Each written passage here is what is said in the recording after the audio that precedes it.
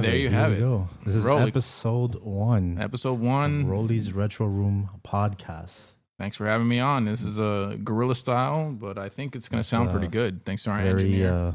Very quick last minute setup. We got some Goodwill finds here to represent retro. Did you get these at Goodwill here? So these two were Goodwill in Kendall. Okay. And that is a game that is part of my business. Okay. But all right, cool. But yeah, here we are. I'm Roly from Roly's Retro Room. This is my friend Tony. How you doing? I'm Tony. I'm glad to be here and talk about some retro stuff and from the 90s, 80s, and above. So basically what we'll be talking about is everything retro. We're talking video games, cartoons, TV shows, movies, experiences, lack of experiences now. There are things that we did in the 80s and 90s that people don't even do today. Correct. Going out to rent movies. Yeah. VHSs, yeah. stuff like that. Leaving your bike out on the front lawn, your friend's house. Where are all the kids at? They're at the house with all the bikes. Yeah, exactly. Just follow the bikes and we'll definitely... Oh yeah, I know where they're at. Yeah. Got it. So just to get into it, I think today we'll do a little soft serve ice cream version of what we're going to be doing. I like that, little soft launch. So we'll talk about movies, which is a big category for both of us. Absolutely. Because we are massive movie guys. Yeah. I don't want to say one of us is more than the other, even though one of us is in the industry.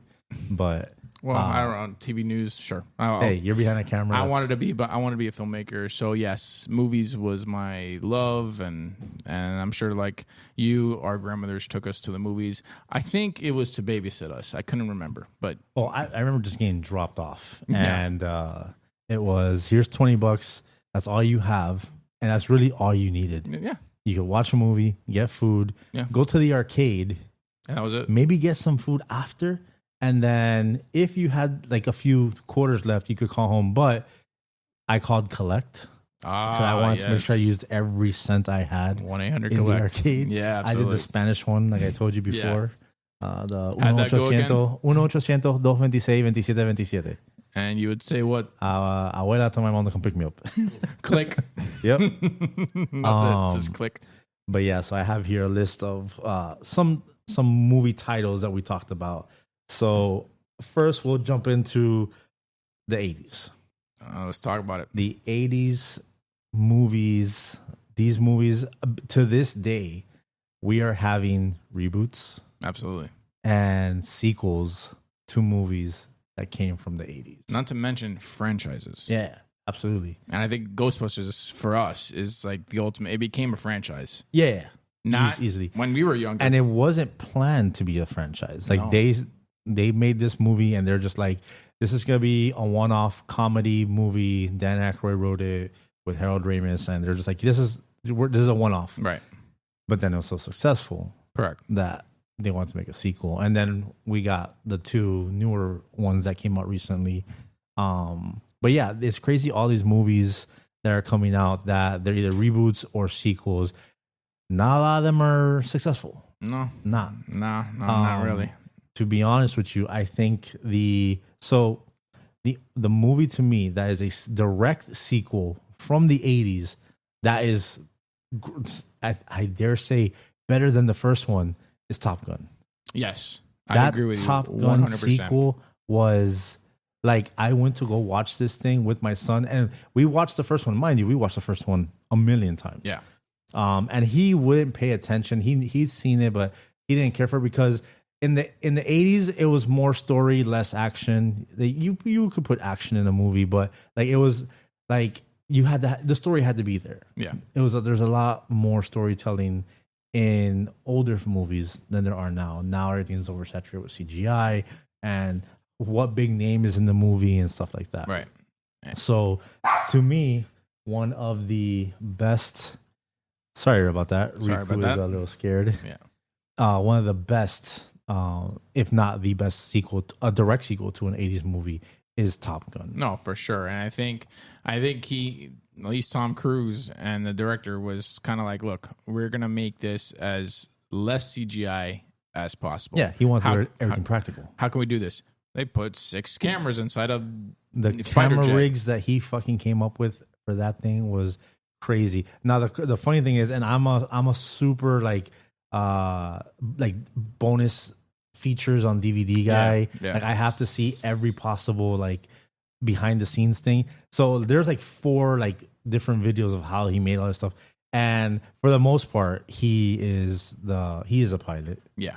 and they wouldn't let him fly the airplanes. Of course not. So- Only the one that I think Jennifer Connelly At the end. Jennifer Connelly and her Right. were in. So the crazy thing was when you're watching it, they are in a cockpit, but the actual pilot flying the airplanes are in a cockpit on the bottom. Really? So they're in the actual plane. They're See, in this the whole time I thought they were in front. No. The actors are in the actual cockpits, but That's incredible. the actual guy flying it is under them. That's incredible. So, and then he came up with the camera rigs, and funny enough, he came up with the idea for the camera rigs in Mission Impossible, Oh, the one with Henry Cavill, yes. because that last scene is basically what led to how he came up with the idea to do all the Top Gun shots. And not to mention Mission Impossible coming out this week.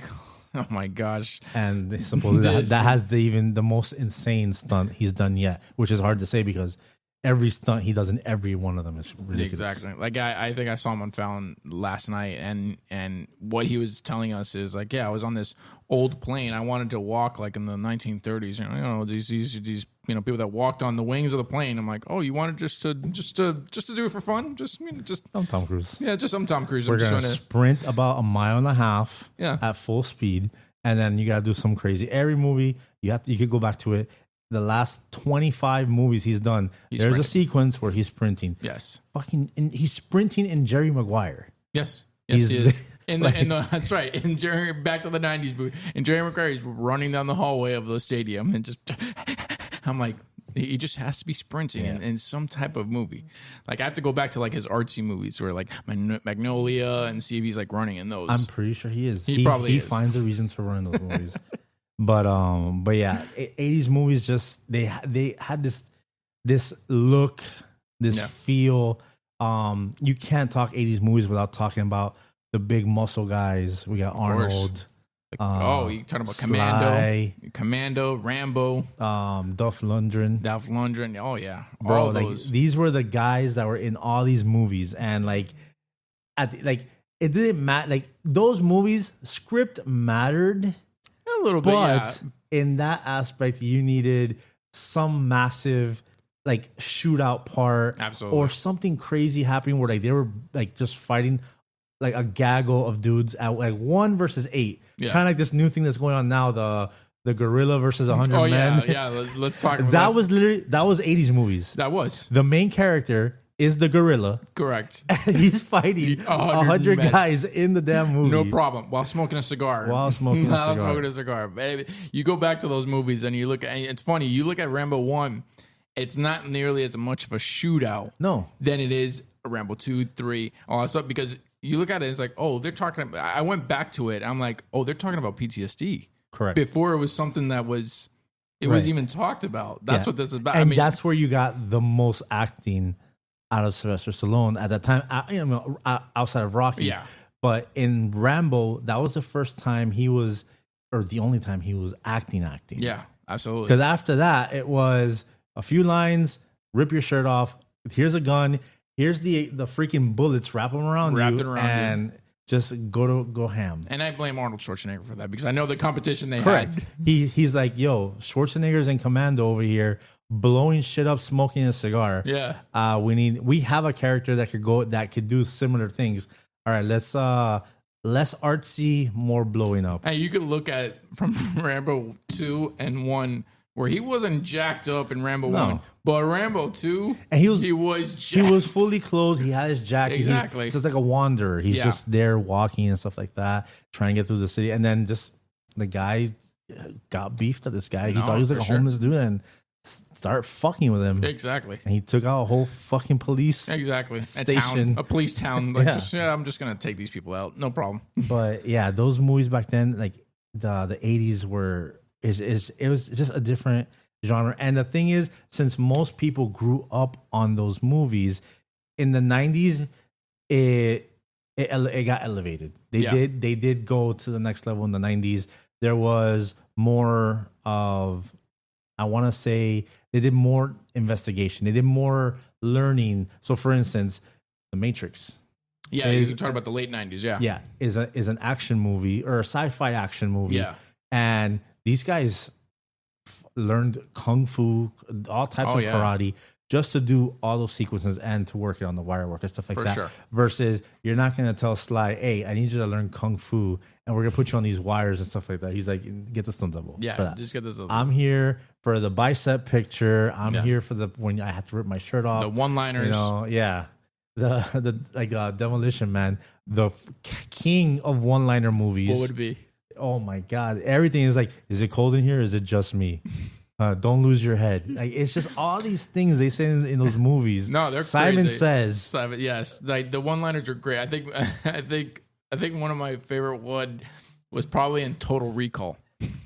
Which one? It was when he was fighting I forgot who it was, the guy at the end, and they're fighting in the elevator. And then, like, he gets his arms ripped off. And then he goes, "See you at a party, Victor." And he drops the arms. And it's so good. It's such a great one-liner that it's just like, I'll never forget. Of course, you got Commando, where he's like, "¿Cómo estás?" It was just like, they didn't need to do anything. Just say those one-liners, and you just like, all right. And it didn't have to make what was it in Predator when he sees Dylan. Oh yeah, Dylan, you son of a bitch. And then the most manliest handshake for ever. Sure. And it's just like in cinema history. I don't think I've ever seen one yet. I think there's like shirts now printed with that handshake. For sure. And it's just like the bicep flexing is ridiculous. Yeah. And our boy, what's his name? He played Creed. Oh man, I forgot his name. It's ridiculous that his name is not coming to me now. I can say it's on the But like tongue. Carl Weathers. Carl Weathers. Yeah, there you go. Carl Weathers is just there. He's just like, I'm sure seeing Arnold. This is he was Mr. Universe. Yeah. And he's just like, all Twice, right, three. This is the guy who I'm gonna do this epic scene with. Went to the back and like pumped Guaranteed. every dumbbell that there was on set. Did 50 push-ups. Like he was just like, I'm ready for this scene. And then I was just like, all right. He's like, I'm supposed to lose in this scene, right? He's like, yeah. He goes, all right. Well, I'm gonna put up a fight. And Arnold's just like, yeah, you're not. There's nothing you could do. There's nothing you could do.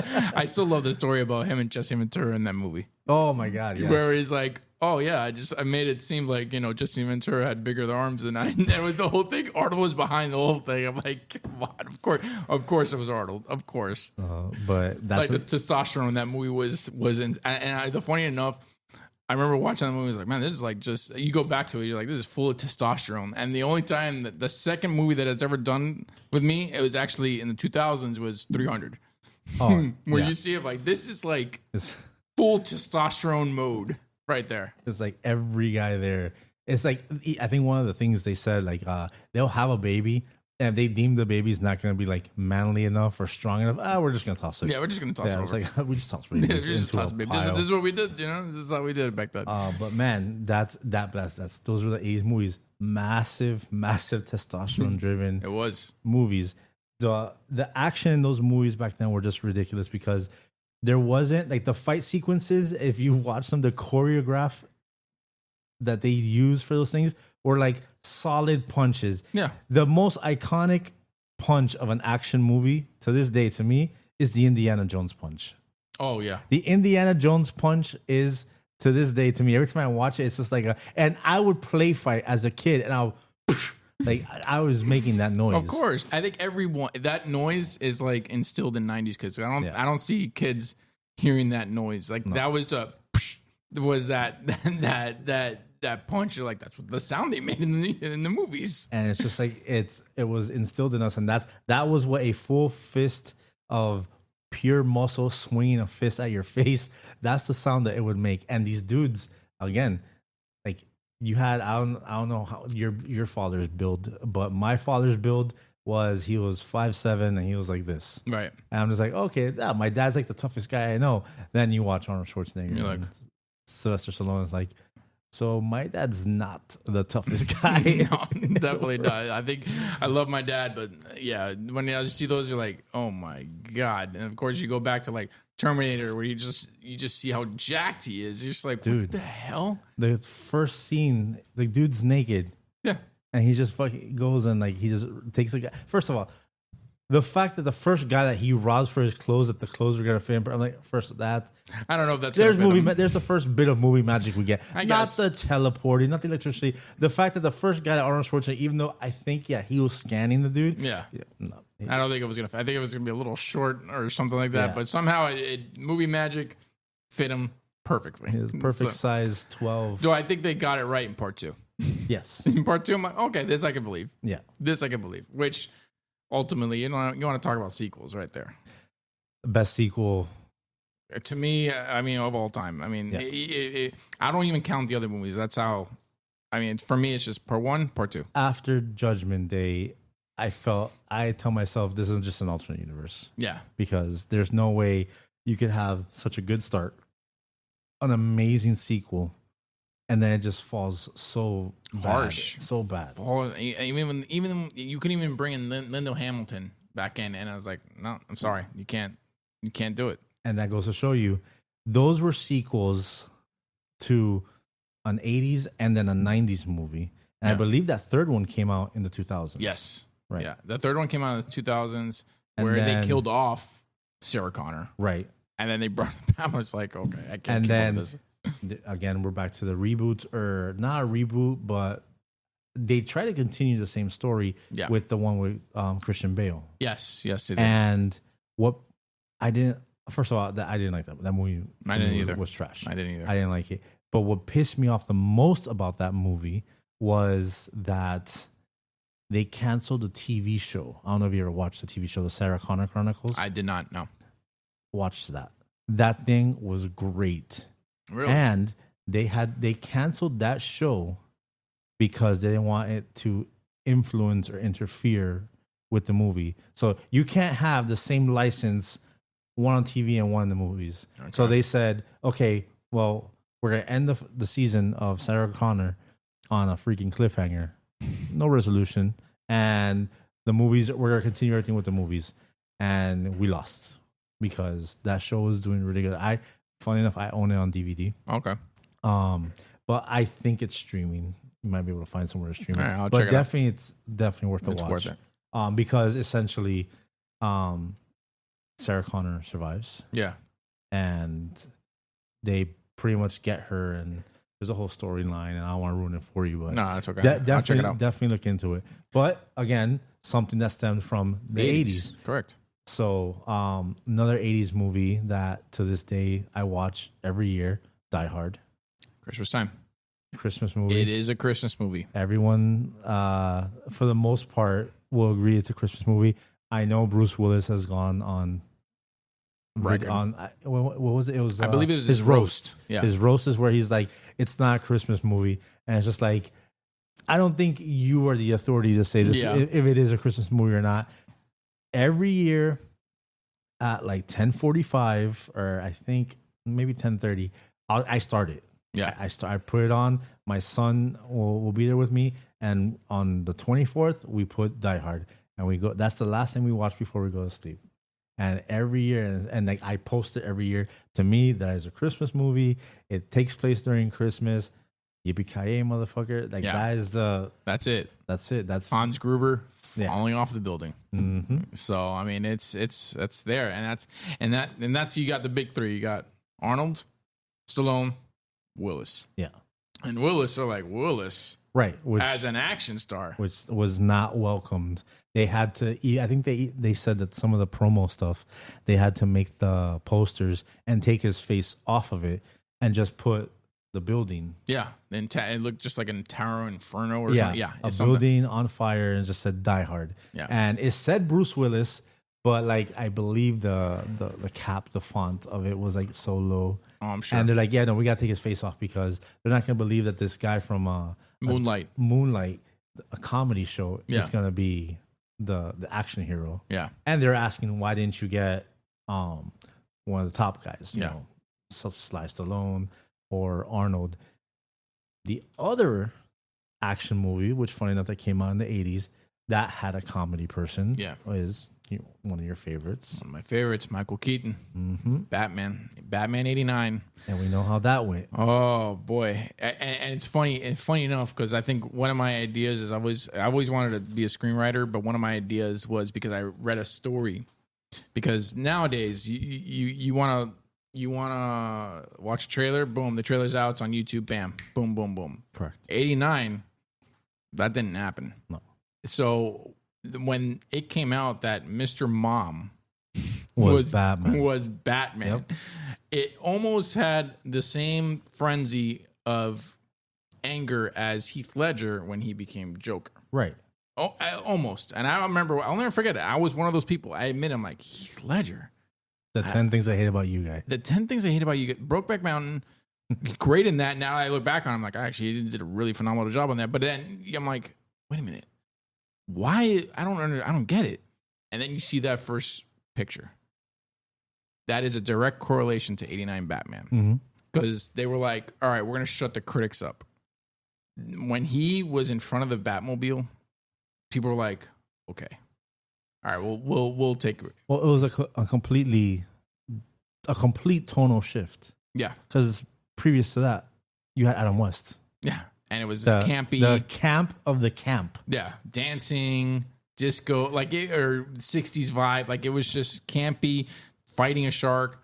Now you see something like, all right, Tim Burton, the guy who did Beetlejuice, the guy who did Pee-wee's Herman, Playhouse, is doing Batman. And then all of a sudden, this is where I had thought my script idea was people wanted to see the trailer. It was playing on I don't know what movie it was playing, but it was playing on some movie that no one wanted to see. People actually went, bought a ticket, went into the theater just to watch the trailer and get out. And that's it. Now, wasn't the trailer, and I could be wrong on this, wasn't the trailer, it was just saying names and going around the Bat logo. And then it just reveals the Bat logo with a pull away. That was actually no. That's actually the very opener of the movie. That's the opener. Like it's that's how it starts. It doesn't start off in an action sequence. It starts off with that Danny Elfman soundtrack, and you're like, where you're looking through this, and I'm seeing this as a kid. I'm thinking it's the Batcave. I'm thinking like we're going through some Batcave here. This is, I don't know what we're doing. We're following a car. And then when you see it pull out and you see that logo, the goosebumps I felt, you're like, oh my God, this is amazing. This is the most amazing thing I've ever seen.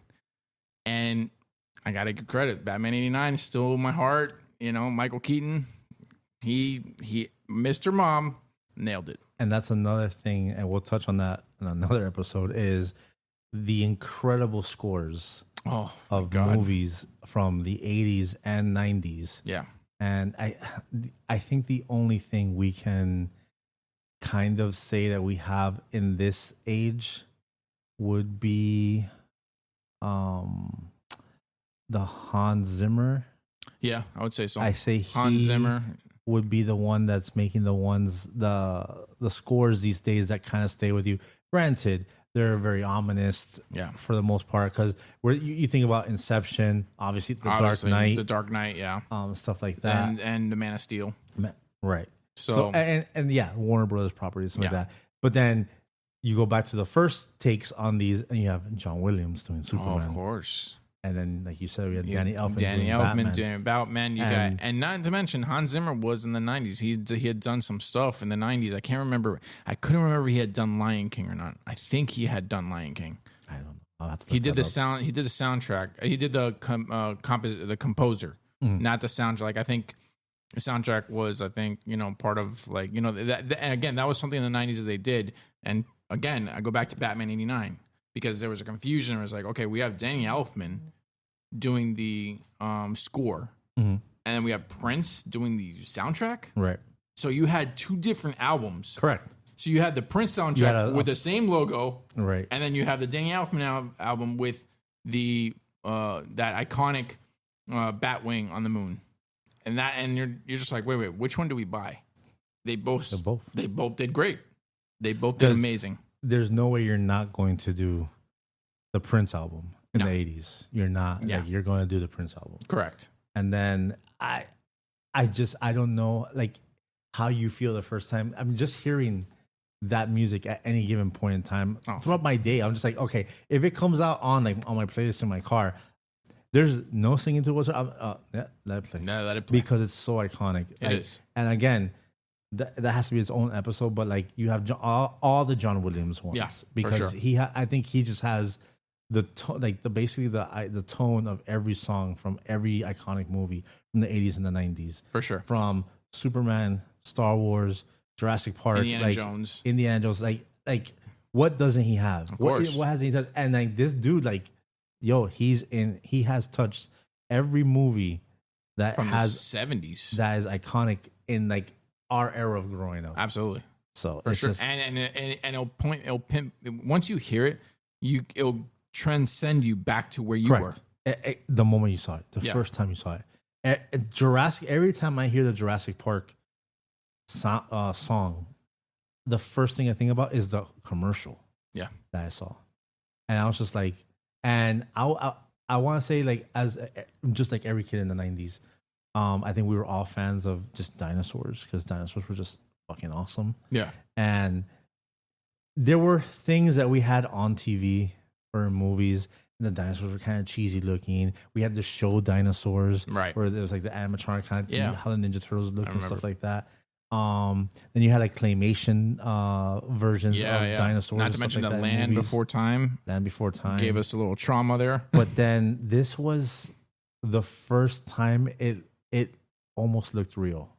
Especially It looked real. and especially when they used that mix of practical and CGI. It was it wasn't one of the first, because you can go back to Tron, and I don't even think Tron was one of the first CGIs, but it was one of the first good CGIs. You're just like, oh my God, Yeah. I'm staring at a dinosaur. And again, I've seen hours and hours and hours of behind the scenes and all the artists that worked on these movies, and the fact that they were gonna go animatronic for almost all of it, and they couldn't figure out how to get it to like be more fluid. Yeah. And then I don't remember the gentleman's name, but they got the guy who did some stuff, I believe, on Star Wars. Yeah. And he's just like, well, I could take what you have of the animatronic and I'll just make you like a little demo here. Yeah. And he just blew him away. He blew him away. I think I know what you're talking about. It was I think it was a Netflix show where I think it was called The Movies That Made Us. Yes. And it was and He made it there in his office. Correct. And he had told, hey, come on down. Let me show you what I did, and you tell me if you want to go with it. And that's it. Literally, I think Steven Spielberg turned to the practical effects guy and was like, "This guy's going to take your job." Yeah, because he saw it. He's like, "Oh my God, this is it! Like this is it. The more we perfect it, the better it is." But if you go back to the '80s movies, I think for me, I think we've talked about this. '84 is for me, like that's our year. We were born. '84 is just the year year of the 80s. Yeah, that's peak year of the 80s. Yeah. When you think of 80, at least for me, and I'm probably biased, and I think you're biased too, because we're 84 babies. We were born in '84. But just go back to the movies. Just go back to the movies that came out those years. Like it's incredible. I mean, Ghostbusters itself, right there. Ghostbusters. What else? Top Gun, I think, came out in '84. I mean, I'm trying to see what else came out, because you look it up. Just things that came into creation of that year. Transformers came out that year. That's right. The Ninja Turtles comic book. That's right. The comic book came out that first. year. Yeah, that's right. Like it is the for me the pinnacle, like the pinnacle of like the 80s, right there. 84 movies, list of Hollywood. Like you're talking about like classics, bro. Like let's see. I mean, I'm looking here. What else? Talking about like, what horror? Nightmare on Elm Street came out in '84, and that one of the craziest horror movies made on a shoestring budget. Mm-hmm. Like this thing was cheap, I'm sure, to make, and to this day, probably one of the most original horror movie ideas. A guy, or he was a pedophile. Yeah, he was a pedophile. Got burned, and he came at you in your dreams. And it was like the one time you think, okay, I'm safe in my sleep and underneath my bed. Then this movie comes out. I was like, nope. Even Think again. When you go to sleep is when you're the least safe. Exactly. So, and yeah, a lot of people were not going to sleep during that time. Definitely not. Coffee sales must have gone up. Exactly. In '84. Yeah. Because of Freddy Krueger. Yeah. They should just put him on there. A sticker of Freddy Krueger on the coffee in '84. And that's it. Just there you go. Stay awake. Just put it there. But that goes to show you, like the movies that came out, the horror genre alone in the '80s. Oh, for sure. Was ridiculous. You got to start with Friday the 13th. I think it was '82. Yeah. 82, and you just. And the crazy thing is, everyone forgets that Jason isn't the monster. And it's funny, I learned that in Scream. Yes, they do mention that. Yes. I learned that in Scream. Because you figure when you think of Friday the 13th, everybody's going to go back to it's Jason. Just like she made that mistake because that's the iconic mask. That was it. That didn't come out until part 2. So when you get tricked like that, you're like, oh, it was Jason Voorhees' mother was the original killer. Like, it wasn't Jason. No. Jason was supposed to be, quote unquote, dead. Right. And so you're just like, oh, okay. So, and talk about another shoestring budget. Yeah. Now, these things were not made with the box office budgets that they're given now. And I think that's what I loved about those movies. Forget the script. Like, you talk about the script, like, okay, it's written, it's okay. But you look at the creativity behind those movies, and you're talking about, again, we go back to Sam Raimi with not Living Dead. What's that movie? Ash. Oh my God. I know what you're talking about. Yeah, you know what I'm talking about. You look at that. Army of Darkness. Army of Darkness. That was part 3. Yeah. And it was, part 1 was Night of the Living Dead. No. Yeah. Was it Night of the Living Dead? No, that was a very original zombie movie. That was a zombie movie. That was a zombie movie. That they just redid. Yeah. That one wasn't that bad. Yeah, that one wasn't that bad. Yeah. But you talk about shoestring budget, and you look, and there's a scene, I think, and I'll go back to Friday the 13th, where Kevin Bacon's smoking a joint, and he gets stabbed with the arrow. Correct. Right through. Well, apparently the guy underneath it wasn't supposed, it was the arrow supposed to go, and so with the blood, and the blood, if you notice it, the blood doesn't go through. So he takes the tube and goes, and it just shoots out, and then the director's like, "God, I loved it, print it," because it just worked out. But like, again, you talk about shoestring budget, that it's now iconic. It's now iconic because of a mess up. So, and it's funny because you mentioned Kevin Bacon in that movie and Johnny Depp in Nightmare on Elm Street. Yeah. And that was on a waterbed. Yeah. And my parents had a waterbed. Yep. And I didn't want to go on that waterbed after seeing that. And mind you, when I saw that movie, it was like on VHS, or was it on TV? I think I had teenage I had teenage uncles, and they would watch horror movies like with me there. Like, I think they wanted to scare me. Funny enough, I wouldn't get like it would be like cringe to watch, but like I wasn't like scared. And we had this conversation where like the first movie that gave me a freaking nightmare wasn't even a horror movie. It was Terminator 2.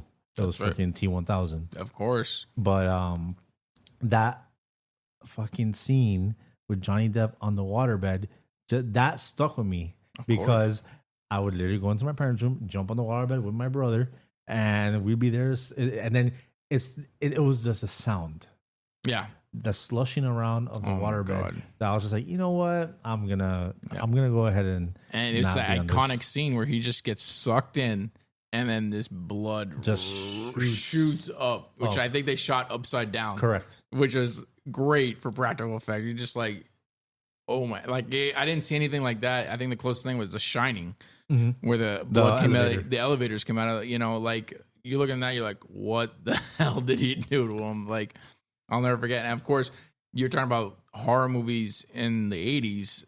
I mean, when I saw Child's Play, I was like, my dad was like, oh, don't tell your mother. Don't, they showed me Child's Play 2 first, because I think that came out in the late 80s. Mm-hmm. And I'm like, oh my God, this thing is horrendous. I hated this thing. It was horrible.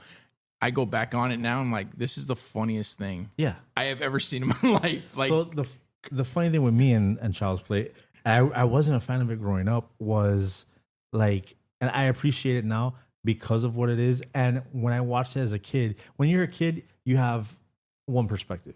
You see things a certain way, and like so, I always thought it was funny. I'm like, what's so scary about a little doll chasing you? You could literally just punt this little guy. Like, what? I couldn't understand it. So as a kid, I was like, he just makes jokes. Right. To me, Chucky was just making jokes. I wasn't scared of it at all. Then I would go to school and we would talk, and like, you know, in school you had the thing, oh, what's your favorite scary movie? Like kind of, you know, like in Scream, like, oh, what's your favorite scary movie? And like, oh, like I would be like, you know, Freddy Krueger. Freddy Krueger was the one that I think like it was the most creative to me, because the fact is you have to go to sleep. Yeah, you have. Everybody to go to does. So, and somebody was like, oh, well, my favorite is, I think it was a girl. She goes, my favorite is Chucky because I have dolls and that scares me, thinking that one of my dolls will come to life. And I'm just like, that's weak. Yeah. Because you could just pull the batteries out or throw it away. Right. And she's like, no, but like, you don't know when it's going to happen. And you don't know that it's trying to kill you. I mean, at some point you'll know, and that's it. Right. So it was so weak. It took me when I was a teenager, and the girl I was dating in high school wanted to do a Chucky marathon because it was like on Sci-Fi. Oh, yeah.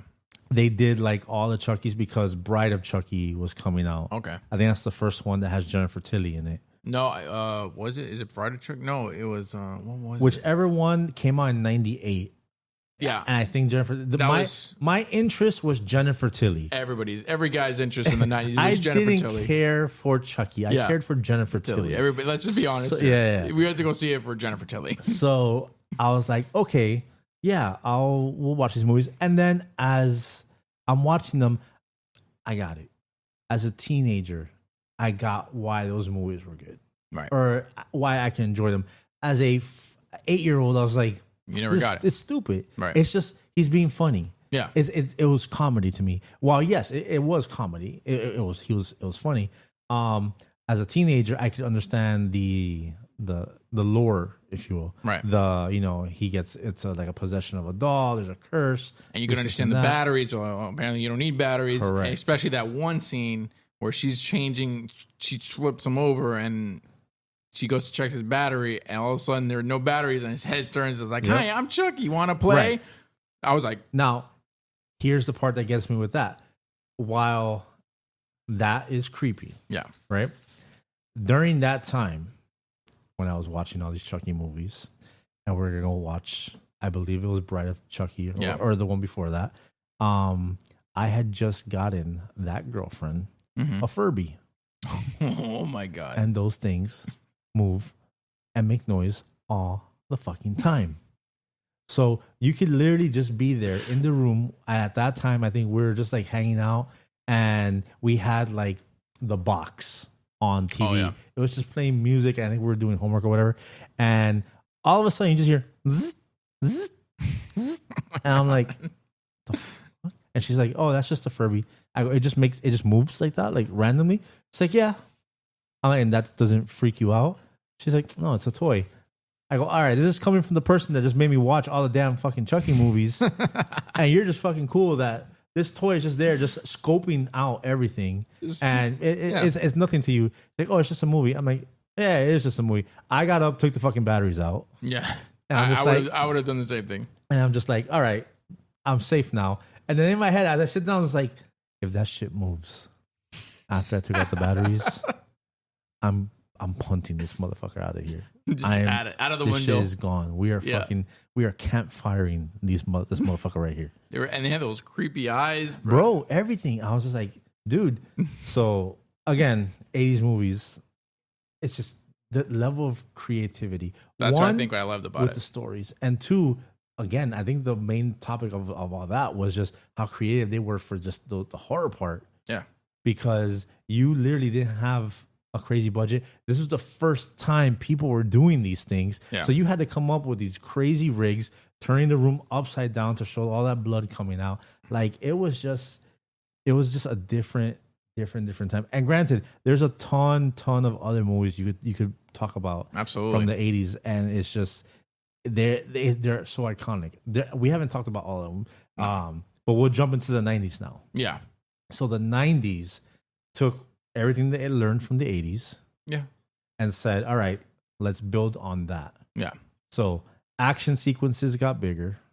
And more budget. Yeah. Absolutely. More money towards those kind of movies. And I feel they allowed more wilder stories to happen. Right. So, for instance, I believe sci-fi really hit hard in the 90s.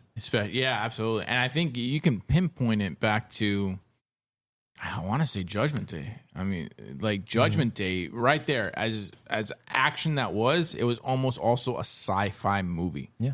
And let me tell you something, going back to the 80s, you don't have Judgment Day and the T-1000 without the Abyss.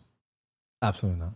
If you look at the Abyss, it is a direct line, especially that water movement of the CGI is a direct line to the T-1000. If I'm not mistaken, I saw one of the many documentaries I saw that's where they got the inspiration. Yeah.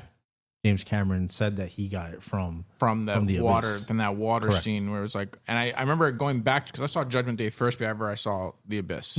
I went back to the Abyss and I'm like, oh, that looks just like the T-1000. Yep. That liquid metal thing. This is where they got it from. Yep. So it's like a direct link to it. So I'm like, so you go back and like, okay, this is sci-fi. Yeah. This is sci-fi action. And then it just develops from there, man. Yeah. I mean, you got like underrated movies like Johnny Mnemonic and all those. No one hardly ever talks about Johnny Mnemonic. Going from Terminator 2, Judgment Day, and then Sly had his sci-fi movies. You had Demolition Man, Judge Dredd. That's right. He was Judge Dredd. He was the first Judge Dredd. Yeah. Which was also a comic book adaptation. That's right. I forgot about that. And sci-fi was just on the up and up. Sci-fi action, because you had your Star Treks, you had your Star Wars, which that was more 70s and 80s, but then where I think sci-fi started to just really bug out and just like say, all right, this genre is gonna be a solid genre. You had stuff like Fifth Element. That's right. The Fifth Element blew everybody on their heads. I didn't know what the hell I was watching. When I first watched it, I'm like, what am I watching right now? No one did. You just knew Bruce Willis was in a movie. I think they showed Chris Tucker, because Chris Tucker at that time was popping. Yeah. Because he was in like 2 or 3 movies, obviously Friday. Yeah. And I think he had just had a movie come out called Money Talks. Yeah, with Charlie Sheen. With Charlie Sheen. Yeah. So he was super popular. So you have a movie, it's in the future. You have Bruce Willis, you have Chris Tucker, and then you have a model. Yeah. That no one knows. No. And just based on the trailer, it looked wild. It did. And it looked wild. I think what I liked about it, because I think that's what I still like about it to this day, because that's one of those movies, if it's on, I'm putting down the remote. No, yeah. It's like, done. Yeah. And I'm just watching it. It doesn't matter what part it's at. Yeah. Doesn't matter. Like, oh, Fifth Element's on. All right, cool. Yeah, I'm watching it, because you go back to it and you're like, okay, this is so far into the future that it can almost be believable. It's like, I think it's in like 2154. Something like that. So far. I think it's one of the furthest in the future I've ever seen in a movie. But you look at it and you're just like this is like art right now. Like, I don't know what I'm watching. So crazy. It looked amazing. It did. And one of the selling points to me, and it's the craziest thing ever, is the president is Debo. Debo is the president from Friday. Yeah, that's right. That's right. And he was good. Yeah, bro. Like, he was really. That was the first coming of Barack Obama right there. Yeah, that right there. That was it. Like, I think Barack Obama saw this. Like, I can do that. Yep. You know, like, it's not going to take that long. Debo could be president, I could do that. Why can't I? And it was, and you just see it, and you're just like, what? I mean, just. Okay, they're going light speed. You're going, they're vacations on another planet in another universe. Like, what the hell? Which kind of reminded me of Total Recall. Yeah, because they would go to Mars, take vacation to Mars, or you could implant the memory of going and doing that vacation. Exactly. And as a matter of fact, that could be Total Recall. Could be also a sci-fi action. Yeah, it probably could. And I think it was the first time I saw Sharon Stone. You're like, oh, who's this? You know, like. This is before Basic Instinct. Like this is, you're like, oh, this is nice. I like, but you realize like, oh, this is pretty cool. Like the way they did it, and it still had its one-liners. Yeah, it still had its action. It still had its muscle. It still had its, never forget the 3-boobed woman. Like I'm like, I saw that as a kid and my jaw dropped. I was like, and it's like I thought I liked 2. Yeah, I want 3 now. Yeah, 3 now is like 3 looks good too. But you could like link it back up to that, and it's just like, okay, yeah, back to like Fifth Element, and and again, originality. Yeah, and then I look back, it's like you look back because back then you didn't know Luc Besson. Oh, that's right, he did The Professional, another 90s classic. Mm-hmm. And it was so good. It was, I mean, from start to finish, that movie for me is like, and then from there, where do you go? Definitely took off in the 90s. And then another, I guess it's a genre, another genre of movies that was, at least every year you had 1 or 2 kind of these movies. Yeah. Sports movies. Oh, yeah. You had the 90s sports movies coming out like crazy. God. And they were great. And then a lot of them were driven to kids. Hello, your kids are inside and they don't want to go outside. They just have that new Nintendo or that Super Nintendo. Let's give them an inspiration to go outside. Boom. Sandlot, Rookie of the Year. And then one of the big ones for me, and our engineer here, my brother, would tell you, when we saw the Mighty Ducks, granted, we lived in Miami. Yeah. There was no ice. No such thing. So we saw the Mighty Ducks, and the first thing we wanted to do was play hockey. I think every kid in Miami wanted to play hockey. There was nowhere in Miami in 1993 or 92, whenever this came out, to play hockey. None. So we went, we begged our mom to get us rollerblades. She took us to Toys R Us, got us those black rollerblades with the green wheels. With the terrible wheels. I don't think you could...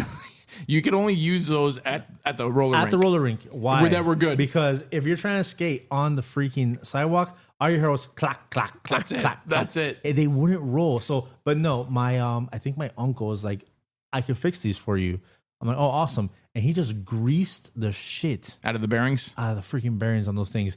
So, but now... But then you hear... we were going so fast that it was so slippery that we couldn't stop. And I think we broke the brake off of one. Like, remember how you had the brake on the back? Yeah. And you had to lift your foot up. So, but yeah, no, sports movies, especially kids sports movies in the 90s were top tier. For sure. The Mighty Ducks movies, to me, the first one was awesome. Second one, I like the second one better. Everybody loves it because they go to the Olympics. Right. And then the third one wasn't the same quality. And I'll be perfectly honest, I was biased. Gordon Bombay wasn't. Emilio Estevez wasn't in it as much. And then they get the new coach. I was like, really? Yeah. And then Charlie, who's like the main one. Yeah. Charlie's like, he's like not with it. He's kind of an asshole. Right. Yeah. And I'm just like, this one doesn't have the same vibes. Yeah. So, and yeah, they come together and Gordon Bombay comes at the end and, kind of gives like a speech and stuff like that. But the third one, it's still part of the stratosphere for me. Like it's like, okay, it's there. It's still part of it. I get it. It's not, what's this movie? I forgot what it was, but like, yeah, the third one tends to always be like the weakest of each franchise. I think so. And to drop back into like an 80s movie, Back to the Futures. Yeah. 1, great. 2, to me, 2 is the best one. The best one, for and sure. It's because they go to the future. The look of the future. How many of us believe there are going to be flying cars and hoverboards because of Back to the Future and hoverboards? And there is a version of hoverboards, but it's not the same. It's not the same. But if you go back to that movie, there are things in that movie that are here with us now. Absolutely. They're like, and it go even down to the. I think there's a part where Doc goes, oh, Skyway's jammed. It's going to take us forever to get there. I'm like, hey, I know that sign. There's one right off Kendall. It tells you, oh yeah, it's gonna be jammed up when there's 2 lanes blocked or whatever. I'm like, my God, that could be linked. FaceTime, for God's sakes. FaceTime. He FaceTime with Needles. Yeah. And got fired. And while I could see how fax was supposed, you could think that would be the future. Yeah. Essentially, they sent a text message. Correct. It was a text message. Yeah. It was a text message. Just to they his did the house. paper. No, it'd be most likely these days it'd be you're fired on your phone. You know, but yes, going back to the sports movies for sure. And I think one pivotal one. If you want to go hockey, I have to put on there Airborne. Yeah. I have to. Like I saw Mighty Ducks, and then when I saw Airborne, that's when I really got like, because I was one of these aggressive skaters, and that's where I was like, oh my God, this is where I want to go. Because they were playing hockey and they were doing like aggressive skating. And I'm like, oh my God, you could do this on ramps and all this other stuff. And that's where I got into, I'm like, oh, I get it. These crappy ones from Toys R Us don't work. I need to get the rollerblade. Yeah. Rollerblade. And then once I got those, sky's the limit. I was like, You were airborne. I was airborne. I'm like, let's go. That's it. So yeah, I gotta give shout out to my Airborne, you know, and a lot of up and comers. Jack Black was there. Seth Green was there. That's when he had the orange, like long orange hair. So I gotta give it to that. But yeah, again, sports movies for us, especially kid sports movies. And I mean, come on, The Sandlot. Sandlot. One of the most. I think that is quoted today more than any sports movie that's come out recently, or if there are any sports, and then people are quoting it that have never seen it. Oh yeah, for sure. I hear You're Killing Me Smalls from people that were born like in the 2000s, and I'll look at them and I go, do you know where that's from? Oh, it's just a saying. No, like no, it's from a movie. It's from a movie that we you grew up have with. not earned the right to say that damn Correct. saying. Like it's if you don't know where it's from, if you can't pinpoint it to what it's from, I'm telling you, I'm sorry, you don't have the right to say it. You don't have the right to wear the shirt. I have the shirt, and it says You're Killing Me Smalls. Right. And I remember seeing a picture where I think it was Ham and Smalls found a guy, had that shirt, and he's like, "Oh, can we take a picture of your shirt?" I'm like, They know who it was. They didn't know They know who they were. I'm like, are you out of your mind right now? Like, there's no way you do not know. If you were a 90s kid, you knew exactly who they were. Yeah, exactly. For sure. And then you go back to Angels in the Outfield. You go back Rookie of the Year, Little Big League. And you know what's crazy? I'm not a baseball guy. Yeah. I find the sport a bit, I find watching it boring. Playing I could play it. Okay. I've played it. And I played it with my friends growing up and stuff like that. And I was pretty good. But I don't like watching the sport. But now, you give me a baseball movie, I'll watch it. For sure. And Rookie of the League. Rookie of the Year. I'm sorry, Rookie of the Year. Yeah. It's probably my favorite baseball movie because of the fact that it's again, you think that it can happen to you. Absolutely. And you're just like, the kid broke his arm. Yeah. Has in this cast. This tendon that's like our rubber band. To me, this to me was one of the more iconic parts of that movie was when the doctor's telling him to move it. You hear the rubber band stretch noise. The sound effects guys on that movie were great. And then wapa, it goes, and he's like, "Oh, funky butt loving." Did he just say funky butt loving? It was great. And I've said that a million times in my life. And for the most part, when I would say it, I said when the movie came out and growing up, the people who I was saying around it got the joke. Yeah. Now you say funky butt loving, and no one knows one's gonna unless get it. they're of the culture. And it's crazy that movie. I think one of my favorite characters of that movie was Daniel Stern. Oh yeah, he directed that movie. Yep. I was like, he is one of those scenes that he's in are like classic. Yep. When he's like stuck in the cage, he's like, "Come on, let's go, let's play some ball. Let's play some ball." He goes, "I've got it. You heat up the ice cubes." Hot ice, the best of both worlds. Like they're like, again, you're not gonna quote any like all those lines are great. It's like, I got my breakfast, put it in my vomit bag, voila, breakfast. Conservation, Henry. That is the key to baseball. He does all this like crazy. Again, he stole the show along with John Candy. Oh, the classic John Candy was in it too. I forgot about that. That was one of his. And then you think about John Candy, you got to think about Cool Runnings. Again, based on Earl a true story. Blitzer. Yep, based on a true story. Yeah. Disney-fied, and it's. I showed this movie to my girlfriend the other day, and she wasn't into it, and it was late at night, and she's just like, "What did you put on?" I go, "I put Cool Runnings," and she looks up and she's just like, "It's another '90s movie. I'll watch it later," and she just goes to sleep, and I'm just there, and I'm just watching, and I know this movie by memory because we had the VHS, Yeah. and I watched this movie almost for an entire summer. And I would be in my house. Some people say, you can't believe Jamaica, we got a bobsled team. And just say it. And then even after with that movie, I would watch it over and over again. And then just the fact that it was like a true story, Yeah. I was just like, bro, this really happened. Granted, obviously for cinematic reasons, Yeah. you add the funny parts and stuff like that. But it was just crazy. It was cool to know that happened in real life. And then like anytime I saw any of those actors, because for the most part, 3 of those guys went on to do a bunch of other stuff. Oh yeah, for sure. One of the ones that stood out to me was Malik Yoba. He was in New York Undercover. Oh, that's right. That was one of my favorite shows growing Yeah. up. But again, another sports movie that came out in the 90s. That was great. And then one of the king sports movies to this day that involves my GOAT, the GOAT, Space Jam. Of course. Space Jam. When they said they were making a Michael Jordan movie, you're like, and then you go, and I'm sure you'll remember this. I didn't go to watch it when it came out, but I really wanted to watch it because all my friends wanted to watch it. I went to the Dollar Theater. Do you remember that? Yeah. On Bird Road, you go pay $1, and this is where I first watched Space Jam. And I saw it. I'm like, how is this going to work? Bugs Bunny, and somehow it worked. I remember when it came out, I was just like, because you saw the commercials for it, and it was just like, okay, they're doing Roger Rabbit. Bugs Bunny. Oh, they're doing the same style. Oh yeah, the same style of Roger Rabbit. Let's not forget another classic. I'm just like, okay, so this is gonna be awesome, and it has Michael Jordan.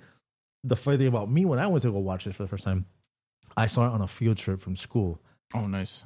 So it had just came out, and they're like, okay, your parents have to blah blah blah turn in the money, and I went to in Ponce, so they took us from Ponce to what was then known as it's Sunset Place now, but it was the Bakery Center. Oh yeah, took us there.